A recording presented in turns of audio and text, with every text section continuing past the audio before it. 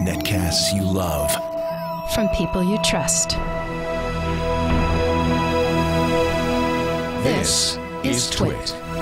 Bandwidth for All About Android is provided by Cachefly at CACHEFLY.com. This episode of All About Android is brought to you by Squarespace.com, the fast and easy way to create a high-quality website or blog. For a free trial and 10% off your new account for 6 months, go to Squarespace.com and use the offer code ANDROID7.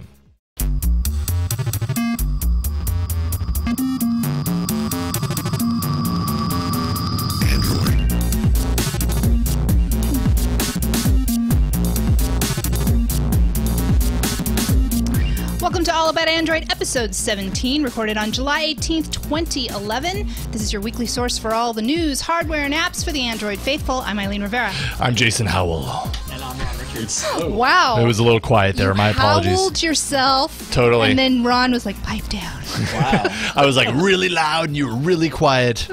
I will overcompensate for the rest of the show and mute myself, and you can run the show today. How about that, Ron? Oh, yeah. Go for it, I'm Ron. not prepared to do that.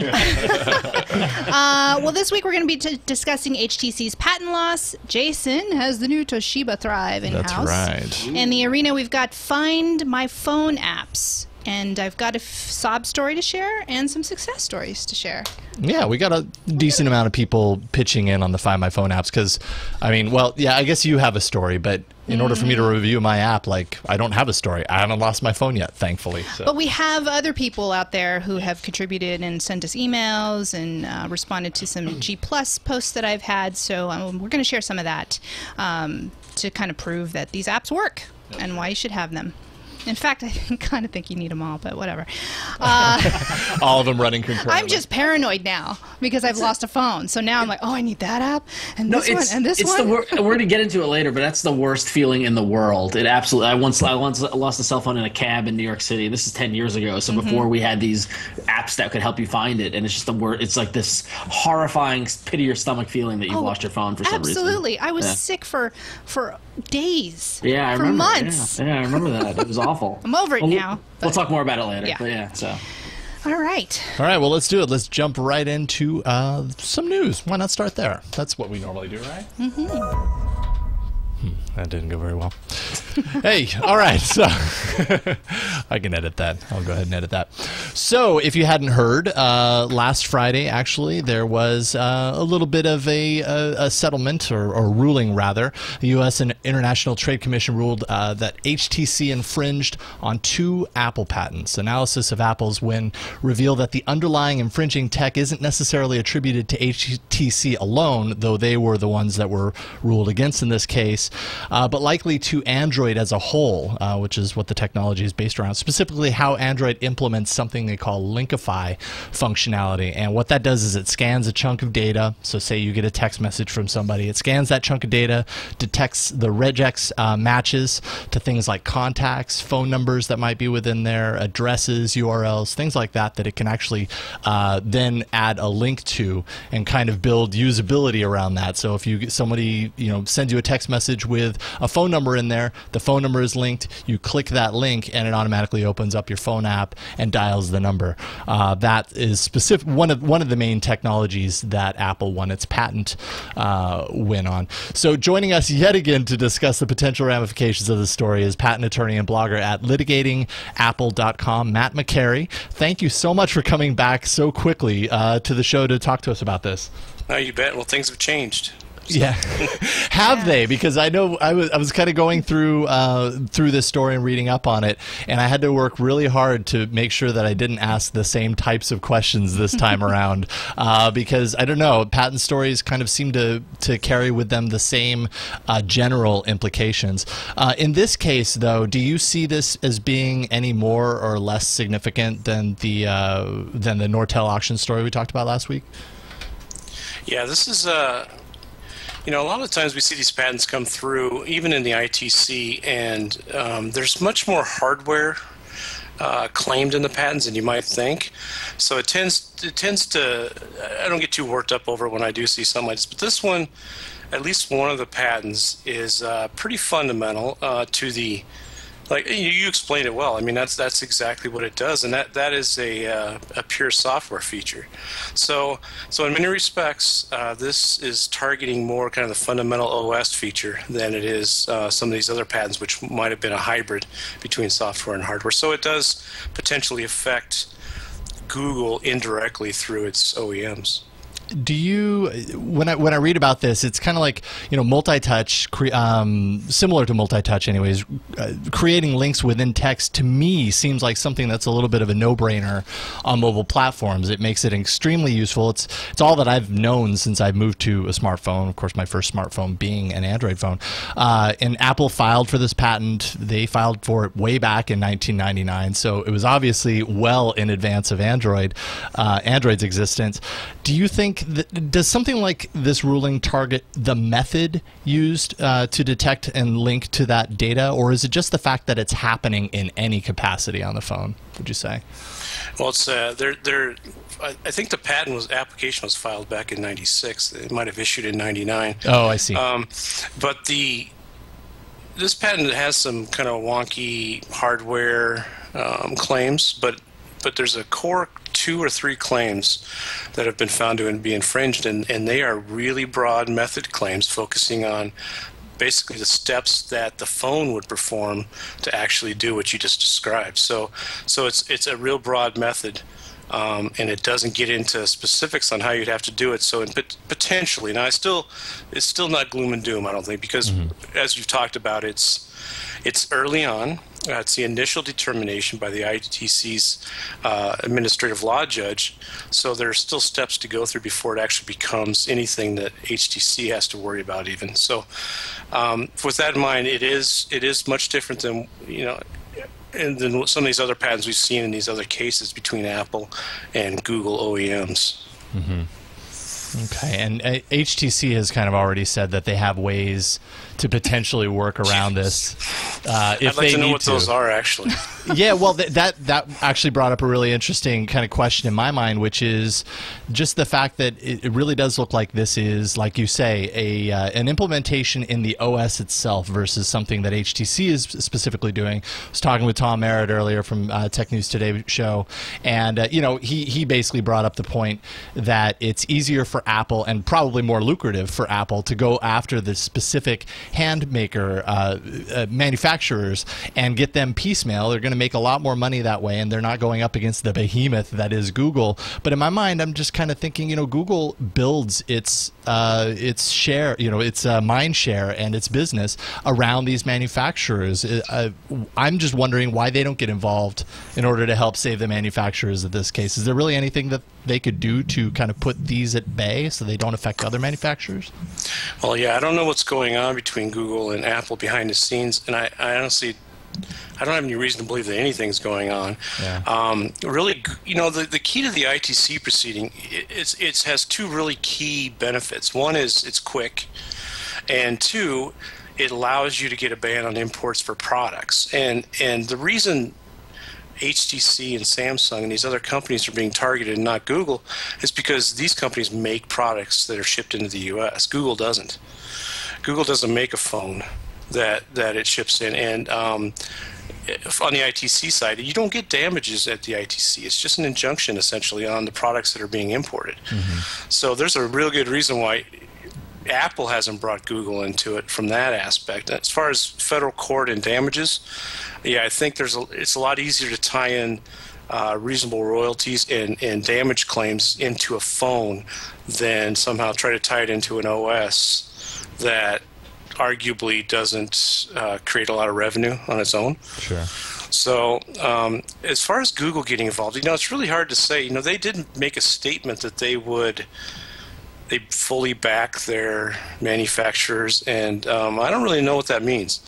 I don't know what you can do other than maybe jump in and fund the defenses, or somehow jump on board, because they're not a party to the suit. So, and they're not being threatened with suit that I know of. So they don't really have a horse in the race. But Yeah. just to chime, I'm sorry, Jason. To interrupt, go but for just it. to chime in, if the patent is, like you said, on an OS, like a function of the OS, and doesn't that put some responsibility on Google because it's running Android, which is the OS they've developed, and it's kind of like HTC just is using Google's software. So why wouldn't Apple go after Google in that regard, and why go after the handset if it's purely a software patent? Well, it's not purely a software patent. There are claims in the patent that are directed to the software. Like I said, the ITC doesn't. You have to actually focus on a product that's being imported, because what happens is the custom agency is the one that actually stops these things from coming in. So you have to have a physical device. Google doesn't have that to target. Federal court, that's a whole different thing, and maybe Apple's just wisely decided not to take on Google. There's obviously that's a big player. Not that HTC and Samsung aren't, but it's a different sort of player, I suppose. It's probably safe to say that if they were ruled successfully here, which they did against HTC, that they could probably pull this off against any manufacturer at this point. I mean, Samsung, we know that they're kind of in their crosshairs. Motorola, probably right around the corner. I mean, it's probably safe to say that all these manufacturers are going to have to deal with this at some point, right? Yeah, of the patents I've seen, this is the one that's caused me the most pause, because I've seen these claims and they are broad. With that said, these claims are also in suit in other cases. I believe either the Motorola or Nokia case with Apple. Yeah. So there are a lot of invalidity arguments, I'm sure, that are going around. People trying to invalidate these patents. So it's really early right now. This HTC ruling was problematic for HTC. How it's gonna kind of flow into the other manufacturers and how it's going to affect them it's just really too early to say right now. Sure. Okay, well, I'm going to have a little fun with this. So, Android threat level alert. Last week we were kind of just dismissive, and I'm going to give you 3 colors: yellow, orange, and red being the worst. I think last week we were at yellow. Are we at orange now, Matt? No. What's the color? What's the color between orange and yellow? Orange. Yeah, I only gave you 3. Horrid. I was gonna go green, blue, yellow, orange, red. Give you 5 levels. But yeah, I need more. I need more of my need more scale. levels? We need at least 10 colors in 10 this piece. colors? Yeah. Oh, I'll come back next time you're on the show. I'll have more colors. It's way too definitive for an attorney. I have to have a little more. Man. Right. So you're gonna say in between. Yeah, it's higher than it was last week, but I still think it's way too early to get too worried about it. Yeah, and we've got some time. They're going to work their way through the kind of negotiations, and so I'm sure we have at least a year before we start seeing the instant ramifications of this. Well, we haven't even case. seen the ITC's written ruling, I don't believe. I think it's been announced, but the actual formal written opinion that you'll get from the administrative law judge, I don't believe anybody's seen that yet. Okay. So, there's a lot of things that be taken into consideration here, and one of which is what you guys talked about with that S3 purchase by HTC.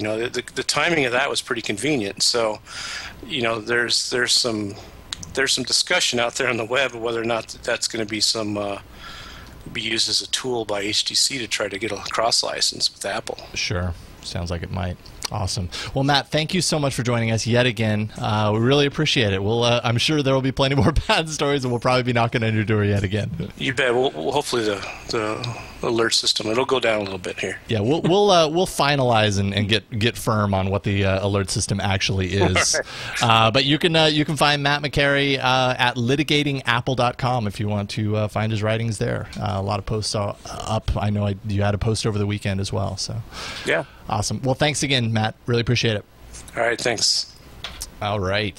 So that is that. Sounds like not entirely doom and gloom. So should I have not sold my phone and bought an iPhone? Like, was that a mistake? You read that, you were like, ah! Yeah. I just ran out to the Apple store and I was just like, okay, fine, I give. I'd say no. Don't succumb to peer pressure. The good thing is you could probably sell the iPhone and get right back into Android. I'm pretty confident in that. I didn't actually buy an iPhone. I was kidding. Yeah. Just kidding, everybody. Don't. Yeah. Anyways. All right. Hey, piggybacking on totally the related. patent issue, last week Google announced their latest earnings report, and they beat the street estimates and had $9 billion in revenue. Larry Page actually, on his Google Plus account, you probably are following him. He put his notes all there. I'm just going to read a few notes to that. He says, Android is on a tear, and he says, despite the efforts of some of our competitors, there hasn't been any slowdown. We're really committed to Android, and we will support it in a cost-effective manner.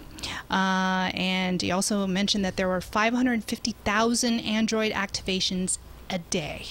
That's a lot. Boom. Yeah. Come watch our show, everybody. 550,000 activations a day. That's absolutely nothing to sneeze at. What I wonder is what makes an activation. Is that an activation coming from the store when when they fire up your phone for the first time? Is activation you just reset your OS because you installed a new ROM on it and you're going through the opening process where you sync your accounts? That's a really good question. Considering how analytics based Google is, I've got to assume that they're counting like the moment you get the phone and it asks you to enter in your Gmail account and it syncs, that's got to be the activation. But like you said, if you wipe a device and redo it, but that's got to be statistical insignificance versus the number of people who are buying the handsets. Sure, I would say the majority of people aren't rooting and ROMing their phones. Exactly. But I will tell you from my own personal experience, if you're rooting and you're ROMing your phone and you're really into trying new ROMs and stuff, I mean, you could do that multiple times in a day, trying this one, syncing, trying that one, syncing. So I don't work at Google, but I've worked in product stuff, and I would have to say that if I was setting that up, I would count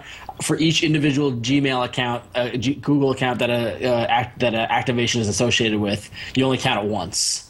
Mm-hmm. I imagine they have filters where they're deduping to see, this person activated the first time, but then they activated 6 more times. Clearly, they were rebooting their phone, doing something like that. Still only counted as one. I've got to imagine Google's on top of that, and we don't have a lot of duplicate number counting going on. It seems like it would be kind of a little bit of a black eye if it was discovered that Google was touting this number and then they weren't taking that type of thing into effect. So we can probably assume that.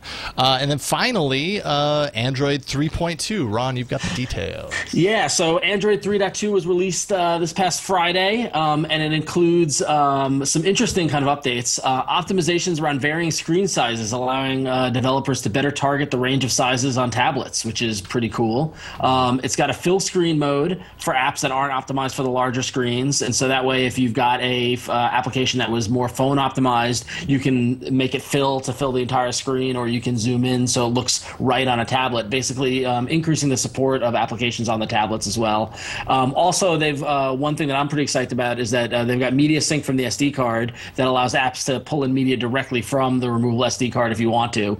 So you've got a removable storage, which is nice. Okay, I guess I understand that. When I first read this, I was like, okay, so what is that? Like, what is a real-world example of that? But I guess you've got an SD card filled with 16 gigs of your music library. You can bring that along, pop it in, and have your music app. You have an SD card filled with movies, and you want to swap out which ones you're going to watch, and then your media player can play off the SD card, which is really, really cool. But yeah, so Motorola said they're rolling out the updates to Zooms, and I actually just got the update right before the show started. Oh, nice. And so the immediate thing I looked at was, so this is an app, and I'm going to hold it up, and hopefully the reflection isn't too bad. But this is the MLB app. You can see my whole apartment. Look at that. But so that's the MLB app, and that's the screen. You can customize it for the team you're interested in. So in this case, I'm looking at the Mets screen. Mm-hmm. There you go. And so down in the lower corner on the status bar, there's a little icon that's like 4 arrows that are kind of like zoom out. Mm-hmm. And you can tap that, and that allows you to choose stretch to fill screen or zoom to fill screen. And what I had when I held it up now was the stretch to fill screen. That's what it originally did. But now that I can choose zoom to fill screen, it actually fills out much wider, you see, and I can see the information there. Oh, that looks, That's great, and it kind of scales it up so that... Yep. Before would the text have all been pretty small and it was tiny as hell. But but the interesting thing is that there still is, like on the applications I've noticed, the ones I've looked at, there can be some text overlapping and formatting because the app isn't natively made to do this. They're manipulating the application to fill the text area. Mm-hmm. So in this case, I've got the box score of the ball game, and they've got the line of the pitcher is overlapping with the scores. So there are little quirks here and there, but it does make these phone apps much more usable on the tablet. On the bigger screen. Yeah, exactly. Kind of mirrors the iPad has the 2x feature that does kind of something similar. And I mean, really, for Honeycomb in general, this just makes a whole bunch of apps that you could run, but maybe they weren't as enjoyable to run on the tablet. Now it kind of makes them all fit. From what I understand, app makers don't have to make any changes to their apps if it's a phone app for it to work in this way. I wonder, with you saying that there's some overlapping, if there's some kind of adjustments that they can make there to avoid that.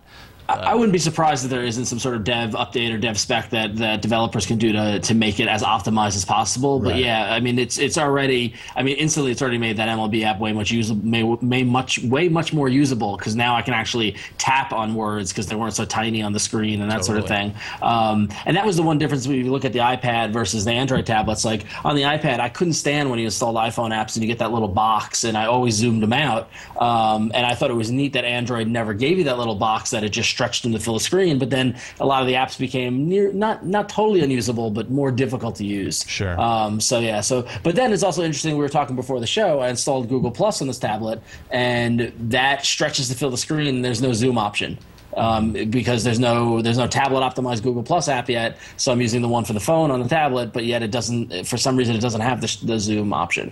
So yeah, I wonder why that is. Yeah, I think it's because considering it's such a new update, I think we'll see more updates to specific apps and people kind of falling in line and developers figuring out how to handle it. But it's a neat little adjustment. It's really easy to use, really easy to flip. When you change the size, there's no lag. It just pops and it expands, and it's a pretty nice update. So, nice. Yeah. Awesome.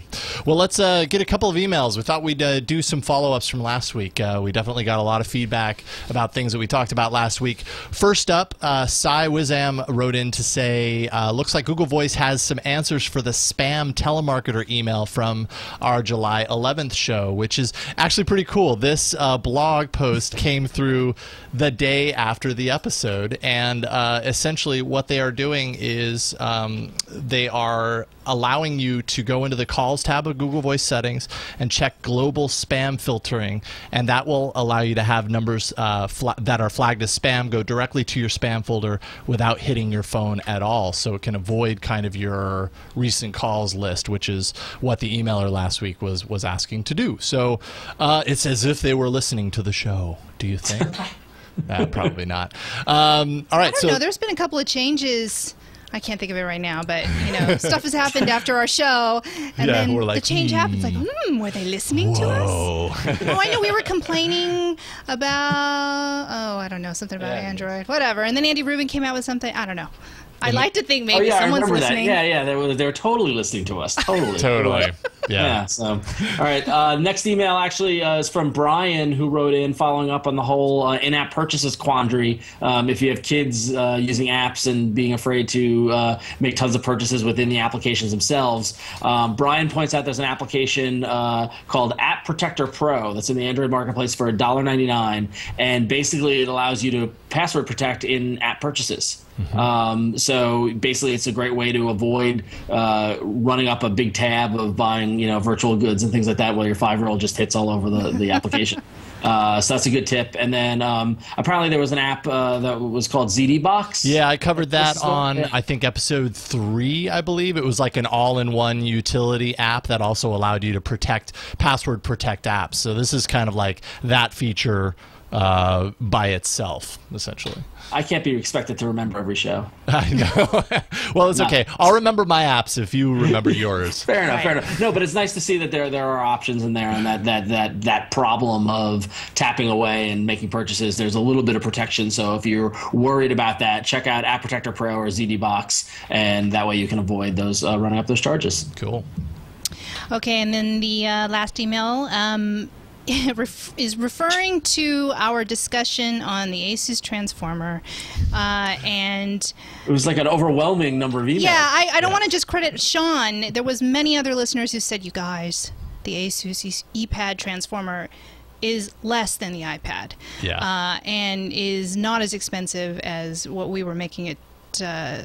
What we were saying last week. So we're correcting that right now. Yeah, I like it was not as expensive that we were making it out to be, as if we're trying to disparage the product or something. It's like, no, I don't know. That was a poor choice of words, but okay. So I will go ahead and say it's hard to keep track of all the price points of all the devices out there. We got that one wrong. Sorry. Yeah, there are a lot of products we look at, especially these tablets. There's I feel like there's a new tablet every week, and especially Asus, who puts out a lot of products out there, and so it happens. It's okay. That said, I still want to try the ePad Transformer. I would love to try the ePad Transformer. I mean, people that are a fan that have it, I mean, they swear by it. It's it's one of those tablets that I keep hearing people. Oh yeah, they absolutely love the form We want to factor. give it love. We just haven't tried it yet, but we will. Yeah, eventually. We'll get there. We're one working of these on days. it. We'll get there. Here at Asus, we're working on it. That's right. All right, well, let's take a quick break and thank our sponsor, Squarespace.com, a fast and easy way to create a high-quality website or blog. If you haven't used Squarespace, I think we all have a Squarespace website at this point, right? Yeah, you want to show my new one? I made it What using the code Android7, yes. What is this? It is eileentv.squarespace.com. That doesn't make any sense. Well, yeah, and it was really easy to set up. It took me no time, and I haven't spent a lot of time with it. I only have one post, and then I put my Twitter account on there. I'm going to add some more things on the right column there, but it's pretty simple. Did I not get the right one? eileentv.squarespace. Oh, that's so funny. I misspelled Squarespace, and I got a link farm. I was like, whoa, you've got a... It's a pretty bad one, too. It has like all these... Your site there, all right, I got it. There it is. Look, I put a picture, and it just said "Hello World," and feel free to comment. It's very easy, and I think I'm gonna change up the header, gonna add more tabs, and have fun with this. So, and I'm going to import my WordPress blog here, and I know I've already done that with another site, and it's really, really easy to do. Ron, what's your website?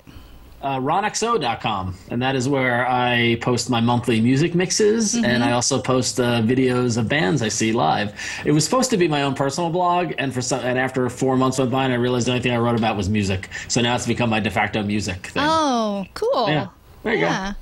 And Jason, that's your personal blog too, right? Yeah, I have a personal blog, jasonhell.net, and I mean, the reason I chose Squarespace was because of just how easy it was to put it together. I didn't want to have to spend all this time, managing the website and using Dreamweaver to construct it, pretending like I knew how to design a web page when I actually didn't. It was a nightmare before. Squarespace actually just kind of allowed me to go in there. It's very kind of widgety in that you can find objects and place them right on the page, and you can just drag and resize them, shrink them, change overall blanket formatting for your entire web page, or even very specific parts, like you have a box and you just want that one to be very different from everything else. Yep. You can make all those changes. If you're into CSS and you really know how to kind of get in there and customize it, you can do that as well. It just makes everything really simple. It has all these like social widgets like Twitter, and you can use those very creatively, either showing your entire feed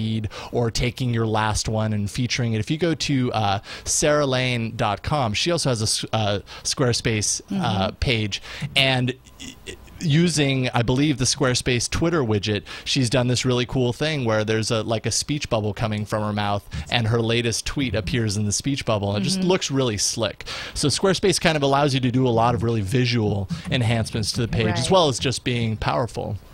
Yeah. So it's very cool. You can get a free trial if you go to squarespace.com and use the offer code Android7.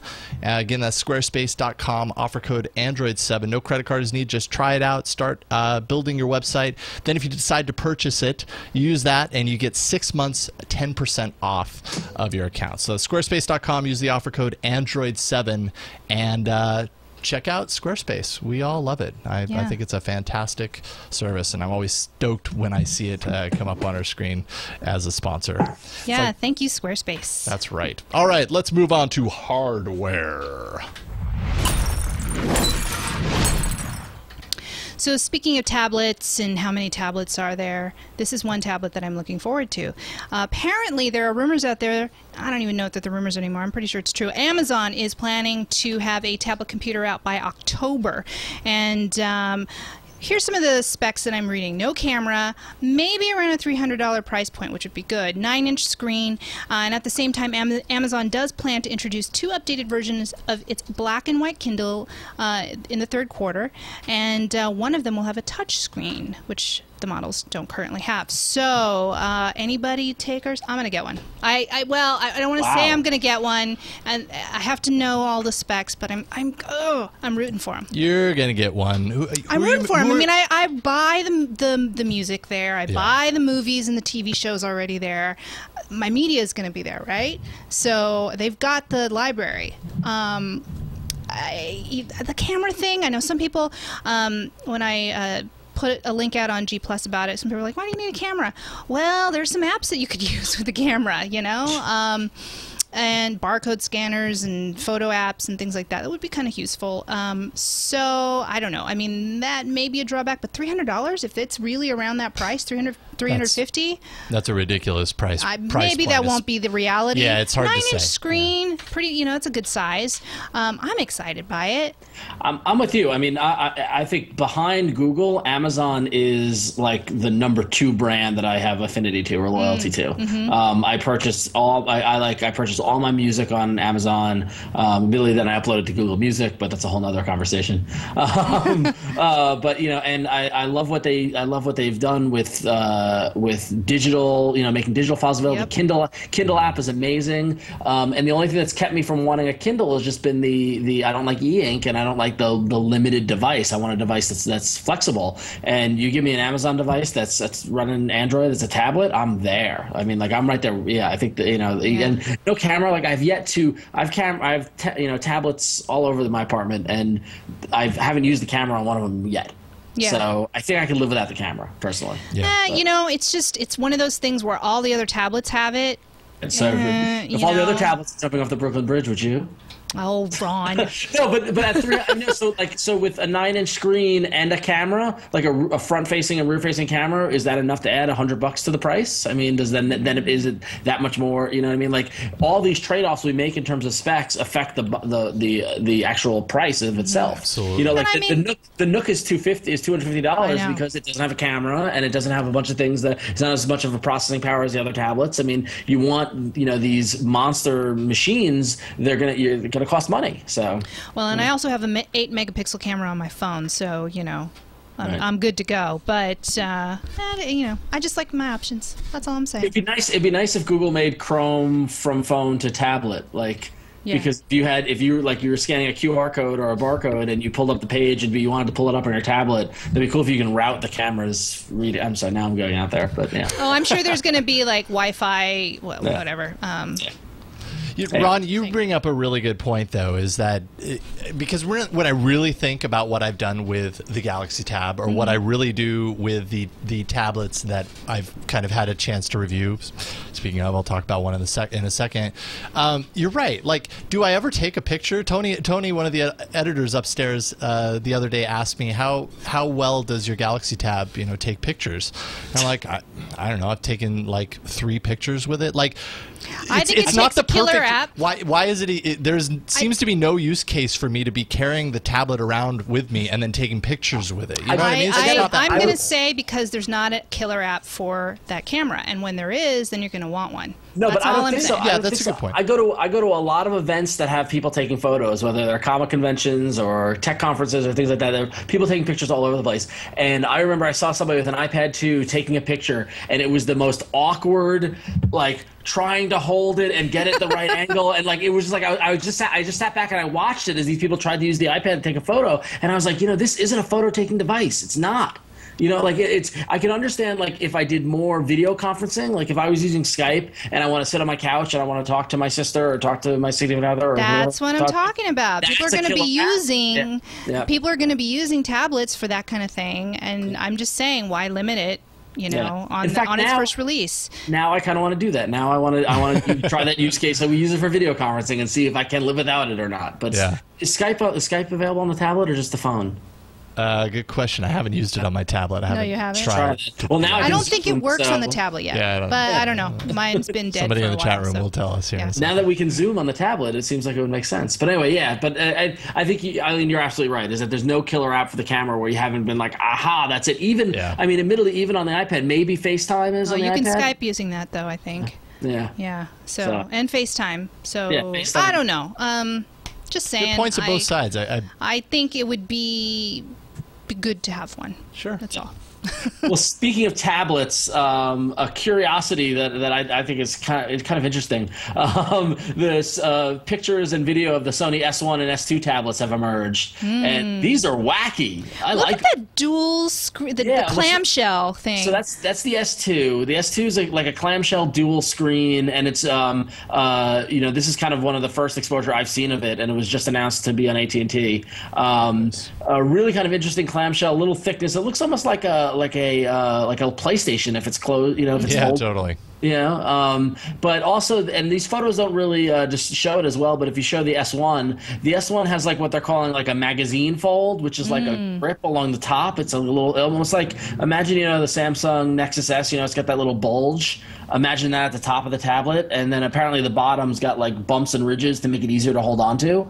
If you do like a side perspective of it, it almost looks like a long teardrop. That's kind of the shape. It's narrow at the bottom and a little bit wider and rounder at the top. Which is an interesting ergonomic kind of adjustment to make in terms of how you hold the tablet and all that sort of stuff. The dual screen one I think is crazy and awesome. I think that's, although it's surprisingly thick. I mean, it's kind of weird, but it's almost like a big Nintendo DS almost. But really kind of interesting and interesting to see what Sony's going to do. The stuff that we took a look at wasn't final software, so I'm curious what the software adjustments they'll make to account for the dual screen is. But the teardrop holding kind of thing, the report is that it's a little plasticky kind of feeling. It's kind of like, it reminds me of the comments we made at the Samsung Nexus S, where it doesn't feel like as robust as the Motorola Zoom or the Samsung or whatever. But Sony knows how to make consumer products. Like, if this is the way to get tablets into the hands of the average buyer, maybe this could be the way to break through. So they certainly have a lot of mind share on this. When I saw this in the lineup, I was certain we had talked about it before. Yeah. But that's only because it really makes an impression when you see these devices, particularly the S2, where you're just like, okay, that is different. That really differentiates itself. Now you can see, if you're watching the video, you can kind of see the rounded kind of teardrop shape of the S1. And it almost makes it like a book or a magazine. Like they made the comparison like a magazine. Like you get a little. Sure. It's lighter when you, like, as we see in the video, when they're holding it in your hand, it's lighter on the tips of your fingers, and it's more it's thick inside the palm of your hand, so it's easier to hold on to, which is really kind of interesting. I wonder if they did any research to back this design up. They must have. So. Well, interesting stuff coming out of Sony. But then also interesting is the Facebook phone, which has the product name by HTC, which I got to give them credit for. This is a great product name. The HTC Status is out multiple now. Levels, yeah.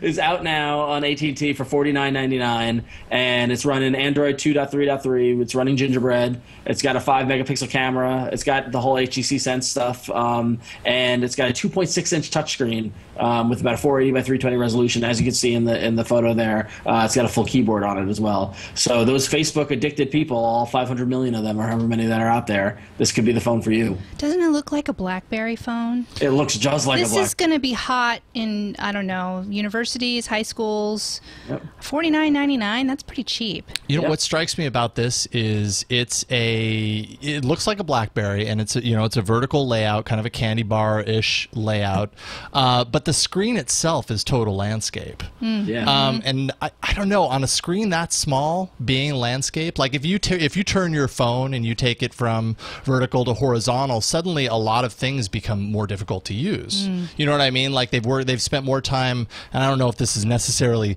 the case, but this is what it feels like. They've spent more time working on how it lays out in a vertical sense on a phone versus in a horizontal. And this screen is very small, so I wonder if that'll impede at all. But it's a different type of app or device. I'm just really curious about the Facebook integration, and honestly, I'm surprised it took this long for a phone that is like, this is the Facebook phone. And because there are so many, and again, I always make the term normal people, and I don't mean that disparagingly. I just mean people not like us, who are into all the new technology and into all these sort of things, and trying Google Plus, trying Twitter, trying Facebook, spreading ourselves so thin. There are people out there who their interaction with the web, much like AOL 15 years ago, is through Facebook. Like they go there, Facebook is their homepage, and they go to Facebook, and all their friends are there, and they do all their posting, they put all the photos. So I'm really curious to see if those people embrace a phone like this, and like not just even the kids, but Facebook has got a huge demo of in the older marketplace. Like my mother is all over Facebook. Is this the phone for her? Might be. Yeah, it's kind of fascinating. So yeah, it feels more like the tween set to me than your mother using the I wouldn't be surprised. I wouldn't be surprised. I mean, admittedly, my mother has to learn that she has to keep the phone on in order to receive text messages, but we're baby steps. But no, I wouldn't be surprised. I mean, at AT&T and at that price point, you're going to see a lot of the kids and a lot of the tweens and college kids, but I wouldn't be surprised if the casual user grabs his phone and it's their entry point into the smartphone world. Yeah, totally. All right, well, and to round out the hardware, I had a little gift drop on my lap last week, and it was such a surprise, but it was really cool to get an email saying, hey, would you like to spend a little time with the Toshiba Thrive tablet? Nice. And it just recently released. It's just getting in the hands of people, and so I actually have it right here, and I went ahead and put the little cellophane cover for the screen back on, A, because it's not mine, I feel like it needs to be there, but B, because there's so much connectivity around the edges of this that it's a really good way to kind of see where things are. You've got your power button, you've got your volume rocker, those are kind of standard, obviously. A screen orientation or a screen rotation lock, so if you want to lock it into like book mode, that's easy to do. A back cover lock, so you can remove the battery. A full-size SD card slot, which here it's up at the top, and that's full size? Full size SD. It's not a mini SD, which is a pretty cool feature of this. Like you were saying earlier, Ron, removable media could go in there very easily. You could do a lot with that. Mini USB port, HDMI port, USB port, full size that you can plug right into it. Here, I'll get the latch off so you can kind of see that. It's a little hard to remove, but there we go.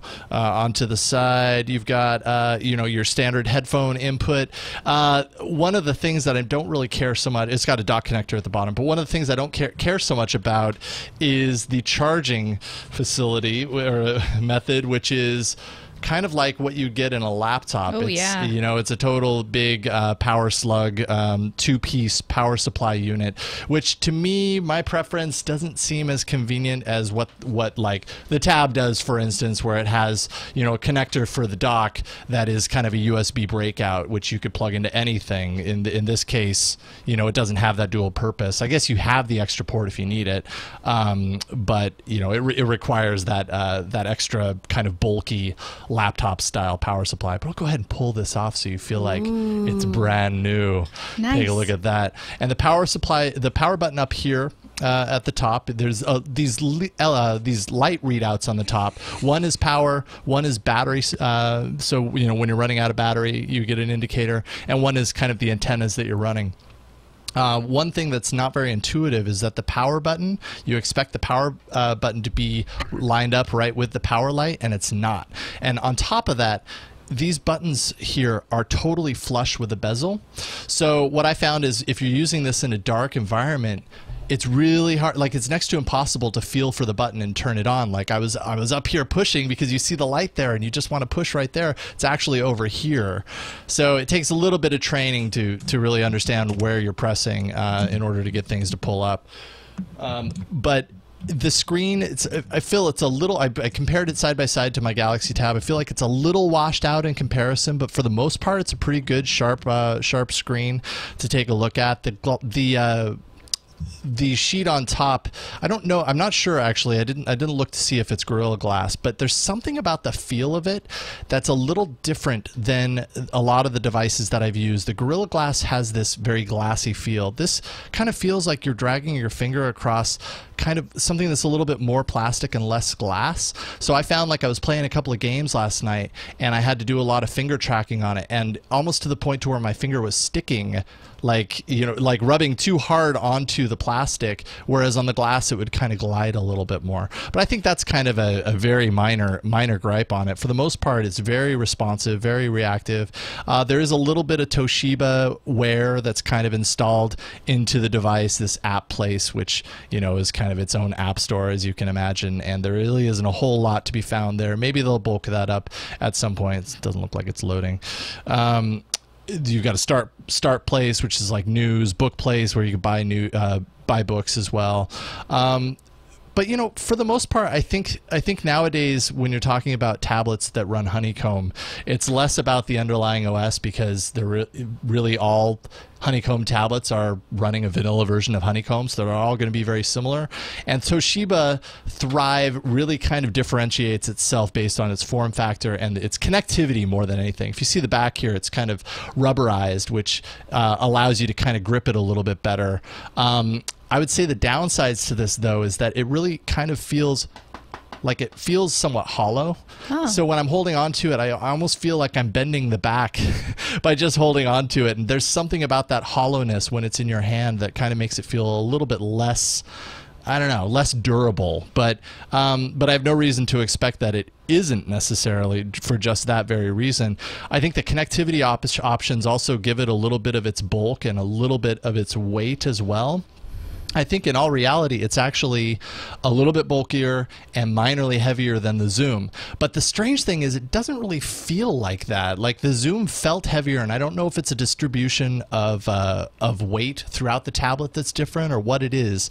But it definitely doesn't feel as heavy as my recollection of the Zoom was. But overall, I've enjoyed it quite a bit. There is one thing that's worth mentioning at this point, is that it's having some power supply issues. There's some reports basically saying that that these power bugs are happening, where if it goes into a sleep mode for a certain period of time, it might never wake up. Oh no! And you have to do a hard restart in order to start it up again. And I hadn't had any of those issues until this afternoon, when I tried to turn it on after it had been in sleep mode all night, and it wouldn't turn on. I actually had to do a hard restart. So it happened to me too. Hopefully Toshiba is working on a fix that's going to be pushed out at some point. But all in all, I think it's an interesting form factor. It brings something new to the table. I like the thinner tablets personally, so I like it to be a little bit lighter and everything. But if you check out the show notes at twit.tv/AAA, you'll see a whole post that I put into Google Plus, and just a number of supporters and people that got it and love it, people that got it that don't and don't really care for it as much, and kind of what their reasoning is around that. And I think it's worth reading through if you're considering the Toshiba Thrive. And I don't know, Eileen, should I pass this your way so you can kind of get play with it? I would love to play with it, but I'm going to be gone this week. Oh, right, Comic-Con. Can I play with it next week? When do we have to return it? That's a good question. I don't know. I would love to play but I with haven't it, heard anything on either side, so okay. We'll just go ahead and say, yeah, sure. Okay, cool. I'll play with it next week. Yay! Thank you, Jason. Absolutely. I'm excited. So that's Toshiba Thrive. Check it out. I guess I should mention the specifics real quick. 8 gig is $429. 16 gig is $479. 32 gig is $579, and that's a Tegra 2 processor inside. So it feels snappy like the Tegra 2 tablets usually do. So that is that. What are we moving on to next? Apps. Jumping and right apps. into the apps. Here we go.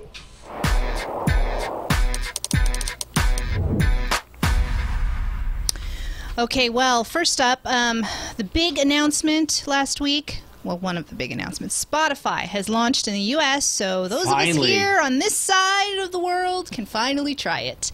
Yeah. And there are 3 tiers. There's free, there's an unlimited plan for $4.99, and premium music $9.99, which gets you the app. And that's what I'm going to show you today.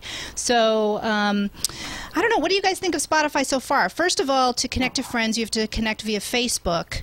I've played a little bit with it. I'm a big Rdio fan, and I've been using Rdio for the last 6 months. It's hard for me to think about switching. I just, I need that killer thing that'll say, oh, I'm going to switch.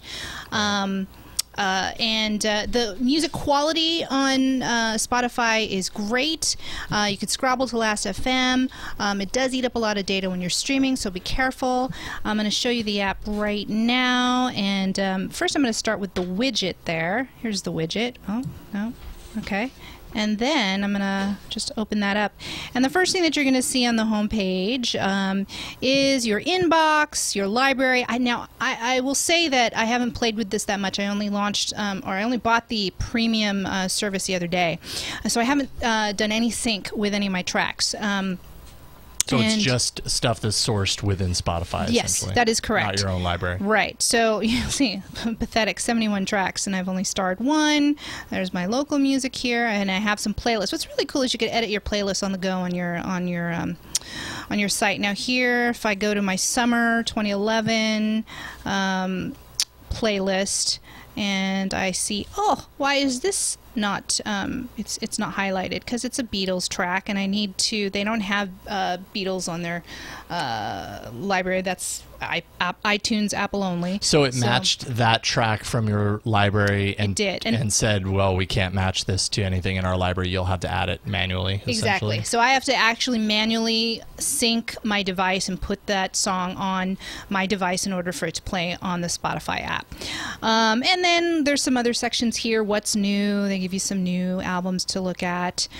Top tracks. This is all the stuff that you see on the desktop version, and even a feed. So, oh, my friend Dana loves this song by Colby Calais. I don't see a lot of people in my feed, and I have a lot of people who friends who have signed up on Spotify. I don't know if that's just because they're just not using it or whatnot, but I'm noticing that feed is pretty blank. Searching, you have to be really precise. If you spell it wrong, it's not going to find it for you to say, did you mean this? Which is fine. So let's see, I'm going to search. Oh, I've already did a search for Adele, and you got to search for them in the right places. Don't search for Adele in albums or tracks, so they won't find it. Oh, there she is. And then there you go. You can see like a little biography here. It's kind of nice. I like the app actually. It's really it's a great UI. And more, you can just change your settings on how you want to sync over Wi-Fi, over 3G. I'm going to spend a little bit more time with it. Here, why don't I play a song too? So you could, maybe I need to select a song first. One of the things I've really liked about Spotify from what I've seen in the mobile app is just the quality of the stream. It's not, it's pretty decent. If you're doing high quality, it's 160K, which... I mean, a lot of people might turn their nose up at if they're real audiophiles, but in the realm of these kinds of services, to be able to get that on an all-you-can-eat service is pretty good. Yeah, well, I mean, that's one of the advantages of Spotify, kind of over audio. Even though audio has been around for almost a year now, I guess, maybe. I don't know how long audio has been around, but Spotify's been at it in Europe for years now.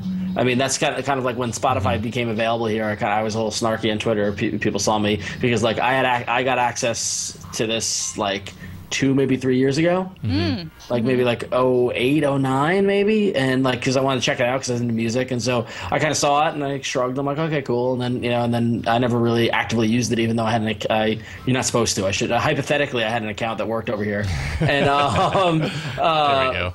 But yeah, and so and the thing is, it's the same argument or the same discussion I think that we make with something like RDO or now Spotify versus something like Amazon Cloud or Google Music or local music, is that like the app is really cool. It's got some cool social functions. I do like the fact that Spotify the app scrabbles to Last.fm, which seems like none of them do, which is not a surprise because Last.fm is based in the UK, and so Spotify's Europe, so there's some synergy there, but again, it comes down to you're limited unless you sync your local music. You're limited by what's in their library, and if you can find holes, then it's not going to be the end-all solution that you need or that you want.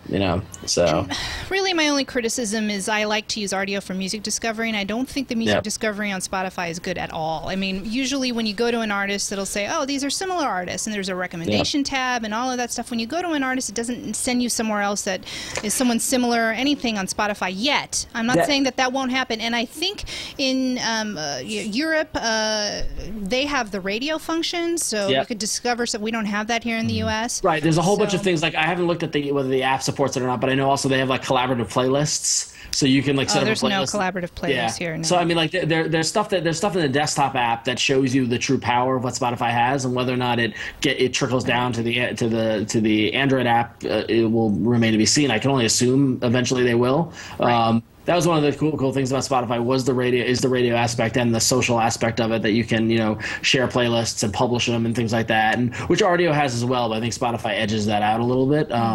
But I mean, it's still, it's the thing is, it's interesting because everyone's like, oh, Spotify, and it's a fully baked product. It's been around for years. It just happens to be now that they're finally made it available in the U.S. This is no different than, and I'm sure a lot of our international viewers or listeners will point out that we've had this for a while.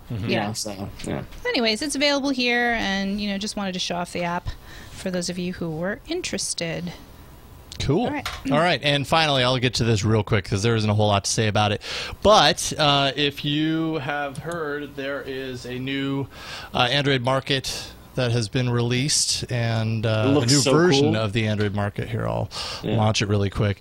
The main thing to know here is that they officially announced the new version, but they say it's rolling out in coming weeks. But there is a way to actually get the app right now if you want. I have a link to a Droid Life article actually here in the show notes, I'll put up on the screen, that you can update right now to 3.0.26 version of the Android Market. And I mean, it's just they've completely redesigned the look and feel of it. It almost has a Windows Phone 7 tiles look to it. Although I don't know if similar. Yeah, I don't know if they meant to do that or not, or what the decisions were around that. But I don't mind it at all. I mean, it's super intuitive. It's relatively fast. Everything for the most part works the same as far as search is concerned and all that kind of stuff. But it just looks a lot better. And they've really formed this more around kind of discovery.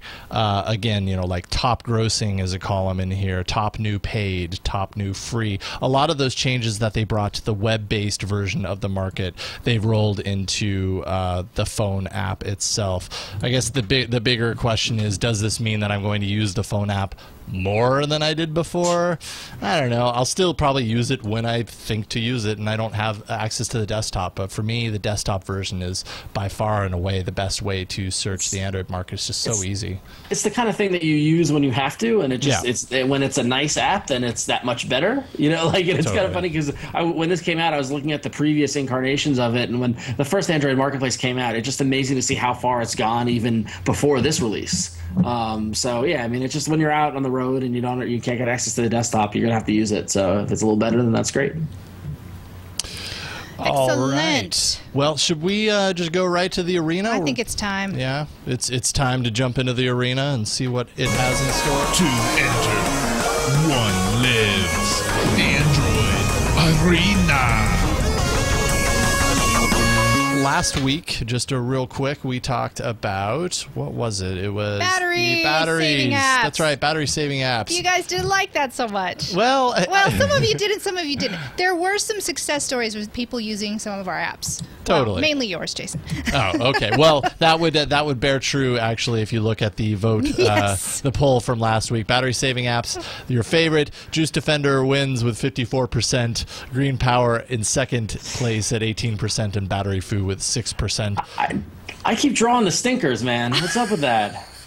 I don't know, Ron. I'm sorry. Yeah, and I know I'm not going to win this week either. So it's. Are you sure? I'm positive. Oh, I don't know about that. I know a lot of people that use yours. Yeah. And I got some pity votes. So thank you, everybody, for Green Power pity votes. I did. I got a few. So this week we are actually going to talk about apps that allow you to locate your phone. So should we start with Eileen's story? Yeah, exactly. I was thinking, let's start with Eileen's story. Maybe you could talk about your app first, even though we don't have it in the doc that way. I meant to switch it around. So why don't you go first? Kind of embarrassed. I mean, I've talked about it a little bit already, but God, I've never lost a phone in my entire life until last March this year at South by Southwest, and maybe I just shouldn't be carrying 2 phones. I don't know. But it happens to the best of us. Yeah, I lost it in a cab, and here's what happened. I followed it using my app Lookout on the map, because you could do that. I had the free account. I didn't have the premium, unfortunately. And then I also was following it on Google Latitude because it was attached. That's one app we're not talking about today, but I think it's also kind of useful in this sort of Find My Phone it's not world. used specifically for that, but it could be. Yeah, I actually did use it for that one time, and I found it in my car. But anyways, so I was tracking it on the map, and I was calling the cab company. I think this was just a result of not getting good service. Fine, whatever. I was completely devastated at the time, and I'm calling the cab company, and I'm like, I see my phone, I have an app on it. It's not the first time they've heard of this issue, apparently, but they couldn't call the particular cab. Now, I didn't have the cab number or the name of the person, and I had just gotten dropped off at my hotel. So this is really, really frustrating. So I'm watching it, and I know the battery's going to die soon, and I know that we're just going to lose, if someone's going to steal it, they're going to wipe everything. Fine. And that's exactly what happened. Put in a police report, and nothing happened yet. But, at the time when I did, they said, well, this has happened before, oh, it's good that you have these kind of apps. Okay, great. So I thought I had a little bit of, oh my goodness, they might find my phone. Didn't happen. Now, I'm chopping out a bunch here with this story because I did lose a phone. I never got it back. What's interesting is my app is Lookout, and you can use the app, the free service, or you could pay $2.99 per month premium, which I do now because I'm completely afraid that I'm going to lose this phone. And what you get for the free service is that let me see here really quick. You get your besides finding your phone. You find your phone, you can locate it on the map using mylookout.com, and you can also use something called Scream. So when you log on, and I'll demonstrate this in a little bit, when you log onto the website with your account and you're looking for your phone, you can hit a button and it says, would you like to scream? And you just say yes, and then all of a sudden, it takes a little bit, so I'm going to log on right now and show you, and then it just does this sort of alarm, and it's kind of good if you lose your phone at home. Sure. Just logging on really quick. And some other things that you get for free is you could do a backup of your pictures and contacts. Contacts backup for the free service, not for photos. That's for the premium. You can also restore your data with the free service. There's also an antivirus, anti-malware, anti-spyware option here for the free service, and it just every time you download an app, it checks to see if the app is, could possibly be something that you don't want to have on your phone. And then there's also some standard support. Now I'm going to go ahead and do the Scream here so you guys can know what it sounds like and looks like. Plug your ears. Jason, I don't know which slide it is, but one of the slides you can actually see the button for Scream on there. I actually had to Photoshop some of the screens because I didn't want to... phone numbers are on there. Okay, so I am going to hit... It's a lot on this web. Yeah, oh, there it is. So there's locate, so you could locate it on the map if you lose your phone, and then there's also Scream. So I'm going to hit that button right now, and it's going to take a few seconds. What's interesting, too, is when I lost my phone, you see there on the left-hand side, if you're looking on the video, there's two Android bugs there, and one of them is my current phone that's on top. Here you go. Here's the Scream. Oh, that is actually the Scream. I was going to be like, wait, there's no fire truck going by my apartment. Can you see Hang on. it? Yeah, show this. That's hilarious. I was like, wow, I've never heard an alarm, like a siren that loud. And it's vibrating, too. Okay, so I'm going to stop it, but that's... Please. I don't know how long it can go for, but okay, so that's one option for the free, and I know that there have been success stories. We'll read about it later. Okay, can we go back to that screen really quick? So on the left-hand side, you'll see that's the phone on the top, the bug Android on top, and on the bottom there's another Android. There's the second phone. That is actually my lost phone with a new phone number. And I gave that phone number to the police, and I don't know. I think it's lost. I'm not gonna. Interesting. Yeah, but I have the number, and permanently tied to. Yeah. Well, How you have not called that number yet is beyond me. I don't want to tip off. I don't want to. I don't know. Tip off. I guess it was in March. I know, and I would have totally a new phone. call them and be like, "You stole my phone." What's up with that? But no, And, but like, what if the person didn't steal the phone? It just got sold. But right, so just tell them that you bought a stolen phone. Like, I you don't think know. I should call it? I mean, I guess, like, but no sense in crying over spilled milk. Enough time I know, has passed. that's the I mean, thing, right? clearly the police. I mean, and I don't mean to disparage police or anything like that, but it's not. This isn't a big enough crime to deal Exactly. with. You know what I mean? Yeah, It's I know. through the cracks. There was a So lot. It's bad luck for you. Yeah, but- exactly. That's kind of my point in all of this. But I guess the bigger question is, can you wreak havoc on them? Can you wipe the phone on them? That's what I'm talking about. I tried to wipe the phone. Now it says to me that they might have disabled. Oh yeah. Yeah, but they're still able to track it. I have the phone number. It's just That's so funny. There's so much you can do with the phone number. I mean, hypothetically, I'm just saying. There's I don't know. I don't know that I want to know the person on the other line. What if it's a scary criminal or something? This is like scruples. I love it. This is like this is like ethical dilemma. I know, right? I don't know. Yes, it shows the Well, it shows the city of the phone. I'm looking at our chat room right now. It shows the city, but doesn't show me You don't get a exact street location. address, right? But you No, have the phone no. number. You can get the street address in like 10 minutes, if that. Okay, so anyways, you guys can write in, tell me what to do. In the premium service, you could lock the phone, prevent use of the device. You could also remote wipe it, which I didn't have at the time. But I had a lock screen and all that stuff, so hopefully, I don't know. Thankfully, nothing has happened yet. Also, with the premium service, you could back up your pictures, which it just does automatically, which is really, really nice. And there's a few other premium features that I really like. It is expensive, though. You could transfer your data to your new phone with it, and you can block phishing and malicious websites, apparently, with the premium site, which I haven't taken advantage of yet. But So it's free to use, but it's $3 a month to use the premium service? yes. That's kind of like buying insurance. It kind of is, I know. Yeah. And because know that I have, this sort of psychological issue now with losing my phone, that's why I've paid for it. Do you feel safer that you pay for it? now? It's one of those things where if I didn't pay for it, I'm going to lose the phone, and if now that I'm paying for Right. it, I won't Because lose you're it. doing something about it in advance, it'll never happen. That's what I think. I think it's a great app, and you could back up whenever you want. It's very clear and easy to use, and I'm digging it. And I've had it, and I totally recommend it. Nice. That's Lookout. Lookout. It's a very well-known kind of security app for the phone. I've heard a lot of really good reviews about it. So, I'll go ahead and take the next one. This was actually it's a 99-cent app called SeekDroid, and it was actually featured very recently on the Amazon App Store as one of their free apps. And when it came by, I was like, oh, okay, well, I'll try it because I don't have any of these installed on my phone yet. And why the heck not? That's the beauty of the Amazon free app thing. It's like, all right, I'll download it and see what it's all about. And it's actually pretty sweet. It's similar to the functions that Lookout has. But I would say it's maybe a little bit more stripped down. It doesn't offer the full solution that Lookout does.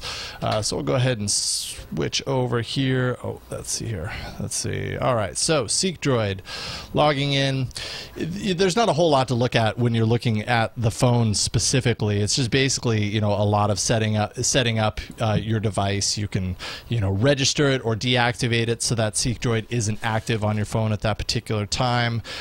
Push messaging registration if you're having trouble communicating with your device. You can enable things like wiping the phone from SeekDroid.com. They have a website that you can log into and control all of these wipe functions and location functions. But before your phone is taken, it's good for you to go in here and make these settings. Set your password that's used to access SeekDroid.com. Enable the things that you want to have control over wiping. Do you want it to wipe just your phone but leave the SD card alone? Do you want it to wipe the SD card, leave your phone alone? Or do you want it to just wipe everything? Call history settings. This I actually think is really cool. It enables you to retrieve the recent calls from your phone. So if it's taken and whoever it is has your phone is making phone calls, you can pull back from the website the latest calls that have come through on the phone. I'd show it, but it would show you all of my phone calls. So just trust me that it works. But okay, so here is the SeekDroid website. That's basically all the setup that you do on your phone. It's kind of very, very specific in what it does.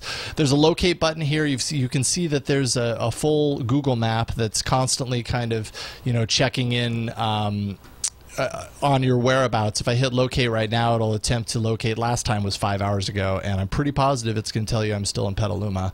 That's just a guess, but we'll do it anyways just to see. But are you actually in It Petaluma, appears Jason? that I am, and it's accurate within 2,176 meters. So wow. So it shows me in Petaluma, so that's nifty. You can get that reading. You can get it on GPS. It would be very accurate. You can get it on Wi-Fi. It would be a little less accurate. Depends on how you have it set up. It also has an alarm function, like lookout. If I click alarm, it'll actually display a message on the phone. So I'll go ahead and click send, and there we There's go. yours. Boom! That was quick. Gotta say, and I get a little message on my phone that says, "Please help me find my owner." That's so cute. So this is like you dropped it in your couch. I'll silence that. You dropped it in your couch, or you left it at your seat at the theater, or something like that. And this is a way for you to kind of signal, to someone to help you out. I don't know if this is necessarily a way to get somebody that stole your phone busted. I don't think it's really going to do anything except make people think he has they have an annoying ringtone. Cell phone info is what you can do to pull back your recent calls. It pulls back your serial number, a bunch of identifying details about your phone, and it pings for it at that point. So, if there have been new calls in the last 24 hours, it'll get the most current information there. In the advanced column, you've got hide, and what hide does is there's no real way, from what I understand, there's no real way for SeekDroid to hide itself from your app drawer entirely. It's always going to be within your app drawer, or just installed on your phone. Obviously, in order to work, it's always going to be there. But what they can do is they can kind of hide it from you. So from what I understand, if you go into the market, let's say I stole this phone and I go into the market and I notice that SeekDroid is on there and I try and uninstall it, it's going to look like it uninstalled. But what's actually happened is SeekDroid has done whatever its magic is to hide the app. So it's still running, but it's not actually there. It looks like you've completed an uninstall when in fact you haven't. So that's kind of nifty. There's a lock feature, of course, that you can click to lock the phone up, and I think when you click that, oh no, it's locked. No, it's okay. But you enter, a lock code, you confirm it, and then I would be the only one that would know that code. In a perfect world, I'd finally retrieve my phone and actually be able to unlock it. And then finally, there's your wipe option, and this ties directly into how you have the phone set up. Whether you want it to wipe everything or just your phone or just your SD card. So it's a little bit, like I said, a little bit more stripped down. One thing that I learned through this experience, and it's detailed in their FAQ and actually makes a lot of sense, actually in a strange way ties into last week's episode about battery management.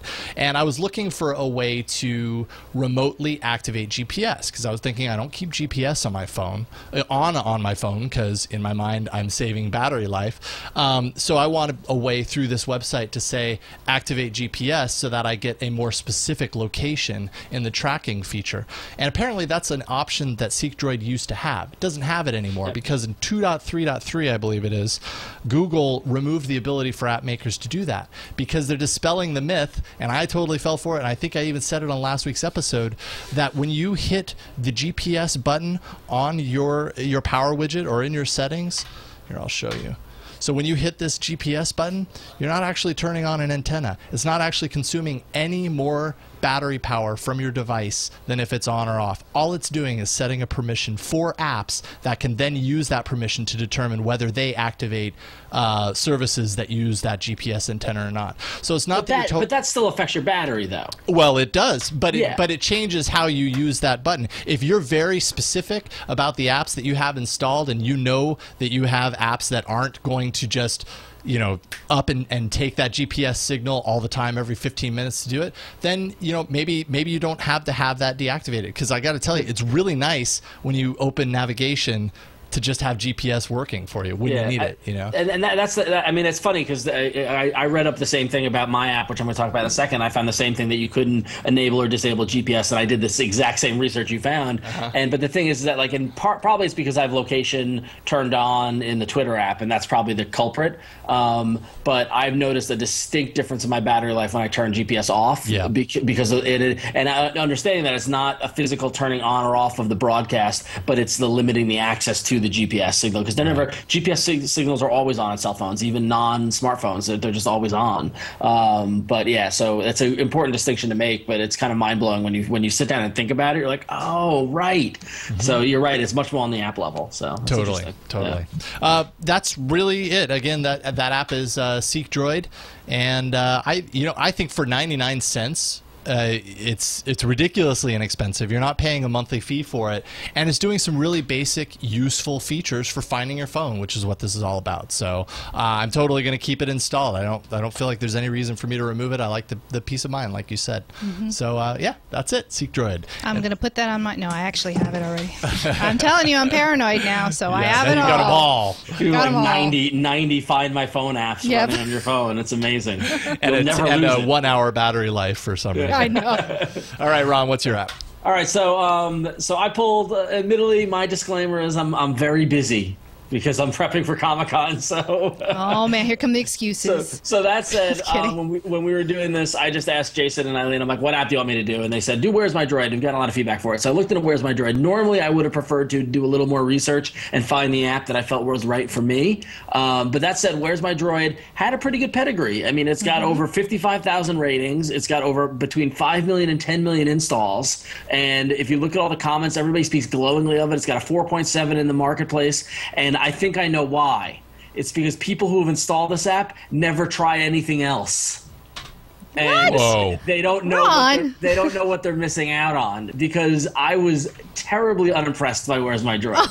I mean, essentially what it is that it's a clever application. Just so you know, it doesn't look like there's any company behind it. It looks like one of those developer project applications where a dude wrote it and has got people supporting it. They're donating it. One thing I actually found really annoying was that when you load the app the first time, there comes up with a message from our partners, and like it's kind of a push to it's basically he's making money that way. It's ad supported, but it was kind of like, and I don't know why it's not happening on your phone, but it happens on my phone. I think I no-thanksed it, and it officially went away. But and I think once you no-thanks it goes away, but I was like, oh, that's kind of skeevy. But anyway, so the way it works is that it's you set up different words or like passwords on your phone for different functions. So you can set up a word for finding your phone. You set up a word for GPS location. You set up a password to protect it from unauthorized app changes. And then you can utilize that word to track the phone. So for example, if I lost my phone and I know my password is goldfish, if I text my phone from any other phone with that word, it'll make the phone ring so you can find it. So if you lose in your apartment, it's that sort of thing. If I have another word set up, and by the way, these aren't the words I'm using on my phone, so don't get clever or anything like that. But if I use the word tablet to text to my phone, and it will then send a text back to the phone that you sent the text from with your GPS location if GPS is turned on. If GPS is not turned on, it'll give you the approximate location based on the cell coverage, that sort of thing. So that's kind of interesting. But it'll also send you not only just the lat long of your GPS location, but it'll send you a link to Google Maps, so you can find your phone that way. You don't need to use it just by text messaging. You can set up to have it respond by email. So you can set it up so that you can email your phone, which is essentially sending a text message from email to your phone with your password, and then it will send back the response. So it's a very simple, almost binary kind of aspect of doing it. It's like, I'm sending this word, give me back a response. Okay, I'm setting the password to make the phone ring. Okay, the phone rings. I'm setting the password to get the GPS location. Okay, I got the GPS location. There is some beta functionality in the application right now to protect your SIM card, which is interesting. So that's pretty good for stolen phones in terms of people not being able to use your stuff. But again, it's in beta, and it's not really, I didn't get a chance to fully test it. But beyond that, I was completely nonplussed, because it does what it says it does, in that if I lost my phone, I can send that text message, it'll make it ring, and then I can find it. Or if I lost my phone and I send the text message to get the GPS location, I'll know where it is. But for what I want in one of these applications, I want what you guys had, and I want a nice little screen interface. I want a map. I want to drill down. I want to be able to control things from the application. And this is just purely looks like a hobbyist kind of project. It does what it promises to do, and so I can't knock it that way. If I had to rate it, I'd probably rate it 4 stars, because it's not delivering on its promise, but it just doesn't do it in any elegant manner or form at all. So yeah, that's Where's My Droid. That's why. So I get it. I mean, it does what it does, and all these people have said that, oh, it's great. I found my phone because I could use it this way. But there are better apps out there that do it better and nicer. Yeah, it seems like it's more for the it fell on the cushion of my couch and I need to locate it, more than it is for somebody stole it and I need to figure out who it is. Well, yeah, but the thing is, it's trying to do that as well, because it will give you the GPS location. You can lock the phone. You can keep unauthorized app changes. So that's an important thing. So you can have some level of control of the phone, and then it does have that SIM card protection, which is in beta. But yeah, ultimately at the end of the day, it's like I lost my phone on the couch, make it ring. Right. Yeah. And the other thing too, which I thought was interesting, is that if it didn't have the email support, like, I wouldn't be able to test it because I don't have another cell phone. I live by myself. I don't have, I'd have to call my buddy and say, hey, can you text this and do, so, while that's not that hard to find somebody with a phone to text for you, it's an added step of kind of annoyance. So I was kind of glad that it had the email function as well. So, all right. So we got some emails and some responses from people who have success, and I wanted to share a few with you. This is from Bradley. I'm retired from Peoria, Arizona, and about 2 years ago, after 27 years, but stayed on as a reserve officer, I have recovered 2 stolen vehicles in the last 4 months where the Android phone with the appropriate app had been left in the car. My recoveries involved Where's My Droid and Lookout, and the vehicles were found unattended. This story was not about one of my recoveries, but it made the paper since it involved a robbery, and they were able to take the 2 suspects into custody. There's a link. Wow. There's a Google link. Oh, yeah. And there's mugshots of some guy. See, this is why I don't want to call my phone. Sorry, guys. I'm like, well, I don't want to. I've also been watching Breaking Bad a lot, so I'm just like, I'm afraid. I don't want to talk. Just assume that it's a meth dealer. I don't know. I'm just afraid. Sorry. I'm paranoid. It's probably the taxi driver, honestly. But anyways, people used GPS tracking to locate the woman's cell phone, which was still in the car. 17 minutes later, officers found these guys with a stolen vehicle. The woman had an Android smartphone with an application called Lookout. The application, you know what that is. I showed it off to you. Both men were arrested on suspicion of armed robbery. Now, that's one email that we got. And here's another one from Rich. Hey, guys, great show. I have had Where's My Droid, Lookout, and Seek Droid. When using Juice Defender or the like, Seek Droid has a clear advantage in that it waits more than 3 minutes. Yes, after 5 tries, Lookout finally located my phone. The issue is if Juice Defender has shut down internet access, Lookout will not respond, and you must manually push the button to locate it until it is awake. Please let the folks know. I think that's a really good email. Yes. That is a very, very good email. Okay, here's another good one. This is from Jason. Hello, AAA team. My girlfriend is a flight attendant. Not this Jason. My girlfriend is a flight attendant, and on a trip to El Salvador, her HTC Inspire was stolen from the plane. She complained to the security there, but they did not seem to care. She called me from her coworker's phone, and I logged into her Lookout account. I locked the phone and started... It's screaming. Oh, I can't wait. Okay, the best part was it screaming from the pocket of one of the security guards who cleared the plane for customs. She got her phone back right away. I have a feeling nothing more than ridicule from his peers as what the security guard received as punishment. That scream option is awesome. That's pretty cool. And yeah, I have to agree. So those are just 3 samples, and I have a ton more on Google Plus. And thank you everybody for sharing. But there was a lot of people who used it was kind of all of the above. Yeah, totally. All of those apps have helped in one way or another, in one case or another. And so. Actually, it's interesting because when you think about the 3 apps that we covered, they hit 3 different price points. Yes. And it almost seems like those price points maybe to a certain extent justify those in comparison to the other ones. You know? That's a perfect point that I failed to make. I was going to say is that it's a free app and you get what you pay for with Where's My Droid. It works. It's free. It does it done, but there are no bells and whistles, no added cool screaming stuff like that. And for me, honestly, Lookout seems to be the one I would go with. So. There's also another app called Plan B by Lookout. And you can install it remotely from the web Android market. I haven't used it myself, but I know that that's out there for the. I don't know. I'm not that I'm going to download every single app, but I've got these. You might just, Eileen. I'm so you're addicted to apps. I know. I know, and then I'm just going to have all the Find My iPhone apps. That's right. All right, well, so those are the Locate My Phone apps that we have on tap today. You can vote, as you can every week. Go to, let's see here, it's poll.cm/119. Poll.cm/119, and let us know which is your favorite. Lookout, Seek Droid, or Where's My Droid? And just let us know. And you could feel free and send us an email to aaa@twit.tv and let us know if you have any stories to kind of coincide with these apps. It sounds like any stories like coinciding with this particular type of app probably be pretty interesting. Yeah. I totally agree. And it's just, you got to activate now. Don't just download. You got to activate them and use them, Totally. So now, I'm warning you guys, I'm coming on strong in August with this whole polling thing. We're gonna have apps that I can definitively win at least 1 week in August. Well, I'll tell you 1 week that you're not going to be coming on strong. True. That's next week. True. Because Ron will be out. Yeah, so Eileen and I, we're going to do a games week. Maybe cover a couple of games each, 1 to 2 games, something like that, because we can't talk as long about games, but maybe just kind of feature some games that we're playing and see what you think about that. So if you have any cool games that you're liking, send us an email, aaa@twit.tv, as always, or leave us a voicemail, 347-SHOW-AAA. And is that it? I think that's it for the show. Did we make it? We made it. Whew. We did. All right. Well, so Ron, go ahead and plug. I hear you have some things on the a couple of things. So, as usual, everybody can find me on Twitter at twitter.com/RonXO. But if you're a comics fan, some app-related stuff that I've been doing in terms of comics that I thought might interest the All About Android audience. First off, you might know I work for a company called Graphically. We've got a iOS app and as well as an Android app. Keep an eye out on Graphically on Twitter, twitter.com/Graphically. We're going to be making an announcement in the next couple of days. Some cool functionality being added to Android that if you like to pay for things will make it easier for you. I'll let you read between the lines there. That's a little sneak preview for all of you.